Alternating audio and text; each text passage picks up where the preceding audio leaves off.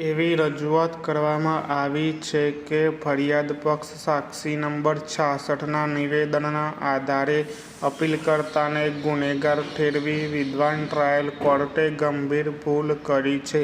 આરોપી તરફથી હાજર વિદ્વાન વકીલ દ્વારા વધુમાં રજૂઆત કરવામાં આવી છે કે માત્ર ફરિયાદ પક્ષ શાહેદ નંબર 66 સિવાયના તમામ પંચ સાક્ષીઓને ફરી ગયેલા જાહેર કરવામાં આવ્યા હતા. આથી એવી દલીલ કરવામાં આવી છે કે જ્યારે મોટાભાગના સાક્ષીઓએ ફરિયાદ પક્ષના કેસને ટેકો આપ્યો નથી ત્યારે અપીલકર્તાને વિદ્વાન ટ્રાયલ કોર્ટ દ્વારા ખોટી રીતે દોષિત ઠેરવવામાં આવ્યો છે. આરોપી વતી હાજર વિદ્વાન વકીલ દ્વારા વધુમાં રજૂઆત કરવામાં આવી છે કે આ રીતે અપીલકર્તા કોઈને પણ મારી નાખવાનો હેતુ પુરવાર કરવામાં ફરિયાદ પક્ષ નિષ્ફળ રહ્યા છે.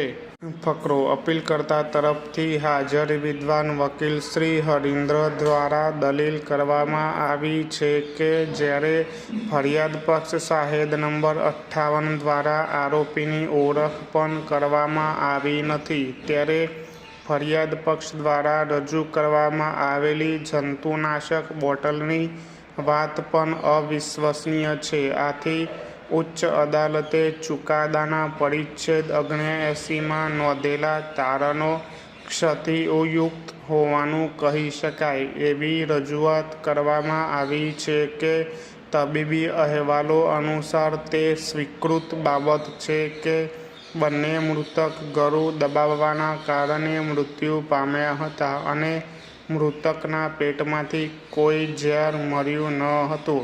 આથી જંતુનાશક બોટલની બાબતની ફરિયાદ પક્ષનું વર્ણન વિશ્વાસપાત્ર નથી. ઉપરોક્ત રજૂઆતો કરીને હાલની અપીલને મંજૂર કરવા અરજ કરવામાં આવે છે. ફકરો: વર્તમાન અપીલનો રાજ્ય તરફથી વિદ્વાન વકીલ દ્વારા ભારપૂર્વક વિરોધ કરવામાં આવે છે. રાજ્ય તરફથી હાજર વિદ્વાન વકીલ દ્વારા ભારપૂર્વક રજૂઆત કરવામાં આવી છે કે કેસના તથ્યો અને સંજોગોમાં આરોપીને દોષિત ઠરાવવામાં વિદ્વાન ટ્રાયલ કોર્ટ દ્વારા કોઈ ભૂલ કરવામાં આવી નથી. વર્તમાન કેસ ડબલ મર્ડરનો કેસ છે. હકીકતમાં આરોપીએ નજરે જોનાર સાક્ષી રાજદીપ ફરિયાદ પક્ષ સાક્ષી નંબર 66ની ગળું દબાવીને હત્યા કરવાનો પ્રયાસ કર્યો હતો પરંતુ તે બચી ગયો હતો અને તે હકીકતે તે નજરે જોનાર સાક્ષી છે. નજરે જોનાર સાક્ષી એટલે કે ફરિયાદ પક્ષ શાહેદ નંબર 66 રાજદીપની જુબાની પર આધાર રાખીને આરોપીને દોષિત ઠરાવવામાં વિદ્વાન ટ્રાયલ કોર્ટે અને ઉચ્ચ અદાલતે કોઈ ભૂલ કરી નથી.